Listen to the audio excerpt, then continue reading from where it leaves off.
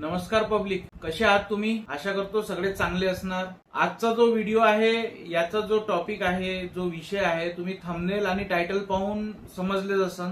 खास करून आमच्या जे लाडक्या बहिणी आहेत त्यांच्यासाठी सगळ्यात जास्त महत्त्वाचा व्हिडिओ होणार आहे, सगळ्यात जास्त इम्पॉर्टंट राहणार आहे व्हिडिओ। जसे की आपल्या सगळ्यांना माहितच आहे, मार्च आणि एप्रिल महिन्याचा जो लाडक्या बहिणीचा हप्ता होता तो आता सगळ्यांचा जमा झालेला आहे। आणि तरी पण काही बहिणींचे फोन येतात मला, ताईचे फोन येतात का आम्हाला पैसे जमा नाही झालेले आहे, काय इश्यू आहे, आमचं नाव तर यादीमधून नाही वगळण्यात आलेलं आहे किंवा काय बँकेचा तर इश्यू नाही आहे। तर टेन्शन घेण्याची काही गरज नाही, तुमचा भाऊ आहेत ना, तुम्हाला प्रत्येक गोष्ट सांगणार, ते एकदम इझी वे मध्ये जे तुम्ही स्वतःहून करू शकतात आपल्या मोबाईलवर किंवा आपल्या कम्प्युटरवर, लॅपटॉपवर घरी असेल ज्याच्यावर तुम्ही पाहू शकता, ज्याच्यावर तुम्हाला सोय राहणार, सोपी राहणार। याचे दोनच रिझन आहे जे तुम्हाला पैसे नाही आलेले आहे मार्च आणि एप्रिल महिन्याचे। सगळ्यात पहिल्या नंबरचा इश्यू जो आहे तो आहे आपल्या बँक सीडिंगचा। बँक अकाउंट सोबत आधार कार्ड आपला डिलिंक झालेला आहे किंवा इनॅक्टिव्ह झालेला आहे। हा सगळ्यात मेन रिझन आहे, याच्यामुळे असू शकते तुमचे पैसे नाही आले। हा आहे 90% रिझन जे मला वाटत आहे।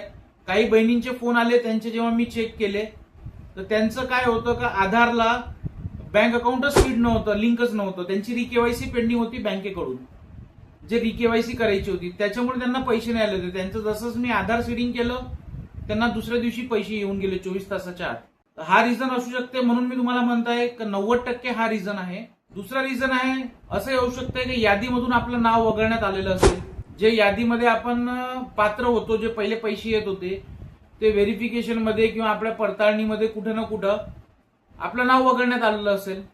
तर हे दोन्ही कसे चेक करायचे मी तुम्हाला सांगणार आहे। तर आता आपण जास्त वेळ करणार नाही, फक्त एक रिक्वेस्ट आहे माझी, मदत मी थांबवणार तुम्हाला स्क्रीनवर नेण्याच्या अगोदर। तुम्ही जर व्हिडिओ पहिल्यांदा पाहताय तर चॅनलला फॉलो करा, असेच व्हिडिओ तुम्हाला चॅनलवर भेटणार जे इन्फॉर्मेटिव्ह आहे, योजनांचे आहे।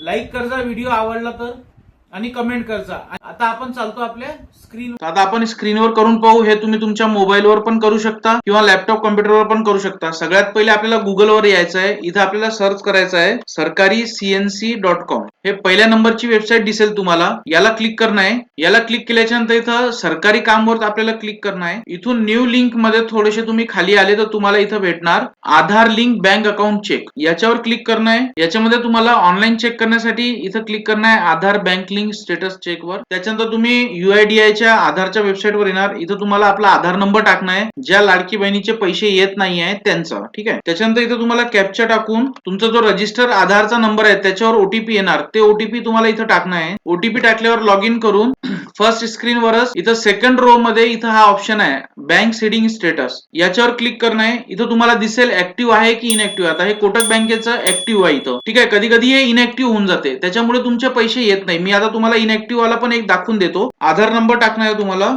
कॅप्चा टाकून लॉग इन विथ OTP वर क्लिक करणं आहे। हे क्लिक केल्याच्या नंतर जो आधारला रजिस्टर वाला मोबाईल नंबर असेल त्याच्यावर तुम्हाला OTP येणार, तो OTP टाकणं आहे।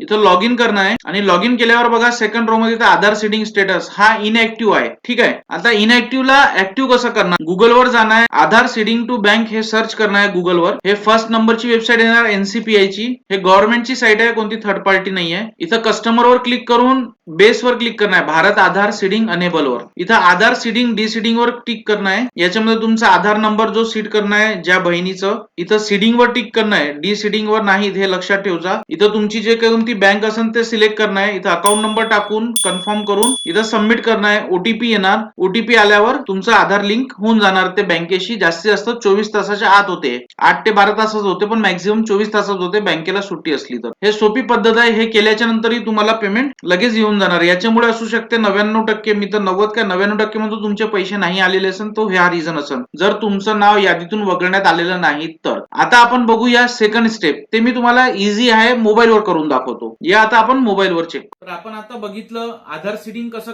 चेक करायचं आहे, आपलं ऍक्टिव्ह आहे इनॅक्टिव्ह आहे, इनॅक्टिव्ह आहे त्याला सीडिंग करू कसं ऍक्टिव्ह करायचं आहे तेही बघून घेतलं। आता जे सेकंड स्टेप आहे, तुम्ही लाडकी बहिणीचा लाभ मिळण्यासाठी पात्र आहात की नाही ते कसं चेक करणं आहे, तर ते मी आता तुम्हाला स्क्रीनवर माझ्या मोबाईलवर करून दाखवत आहे। सगळ्यात पहिले तुम्हाला लाडकी बहीण या वेबसाईटवर जाणं आहे। या वेबसाईटवर व्हिजिट करून तुम्हाला किंवा आपण यामध्ये मी तुम्हाला आता दाखवतो त्याच्यामध्ये सरकारी सीएनसी वर जाऊन तुम्हाला तिथं सरकारी काम मध्ये लाडकी बहीण योजना सिलेक्ट करणं आहे, जसं आपण केलं होतं. त्यानंतर याच्यामध्ये पहा ऑप्शन येणार, इथं अर्जदार लॉग इनचा ऑप्शन येत आहे. त्या ऑप्शनवर आपल्याला क्लिक करणं आहे. अर्जदार ऑप्शनवर क्लिक केल्याच्या नंतर तुम्हाला तुमचा मोबाईल नंबर, तुमचा पासवर्ड आणि खाली दिलेला कॅप्चा तुम्हाला एंटर करणं आहे. खूप सोपं आहे हे. लॉग इन केल्याच्या नंतर तुमच्याकडे एक हे जसं दिसत आहे असं डॅशबोर्ड पूर्ण ओपन होणार. त्याच्यामध्ये प्रोफाईल, अप्लिकेशन केव्हा केलेलं आहे, केवायसी केव्हा केली आहे, सारी डिटेल्स दिसेल. त्याच्यामध्ये जे अप्लिकेशन सबमिटेड जे ऑप्शन तुम्हाला दिसत आहे याच्यात, त्या ऑप्शनवर तुम्हाला क्लिक करणं आहे. या ऑप्शनवर क्लिक केल्याच्या नंतर तुम्हाला दिसेल ते जे तुमचे अप्लिकेशन केलेले आहे तिथे तुम्ही अप्रूव्ड आहे का रिजेक्ट आहे हे तुम्हाला लिस्टमध्ये पूर्ण अप्रूव्ह दिसत आहे. जर याच्यामध्ये तुम्हाला एकही रिजेक्टेड दिसत असेल तर नाव या यादीमधून वगळण्यात आलेलं आहे, तुम्हाला लाभ मिळणार नाही. जे सरकारचे काही नियम होते बनलेले, त्यांची जे गाईडलाईन्स होती त्यामध्ये तुम्ही बसत नाही, त्याच्यामुळे तुमचं नाव त्यांनी यादीमधून वगळलेलं आहे. आणि याच्याहूनच तुम्हाला माहित पडणार आहे सगळं की तुम्हाला योजनेचा लाभ मिळणार आहे की नाही मिळणार आहे. 2 स्टेप्स आहे, याच्यामध्ये तुमचं पूर्ण प्रॉब्लेम सॉल्व्ह होईल. जर याच्यामध्ये पहिला ऑप्शन आहे आपला बँक सीडिंगचा, त्याच्यामुळे तुम्हाला पैसे नाही आलेले असं. सेकंड आहे हे जे मी तुम्हाला आता मोबाईलवर करून दाखवले, असू शकते तुमचं नाव यादीमधून वगळण्यात आलेलं असेल, त्याच्यामुळे तुम्हाला पैसे नाही भेटले असं.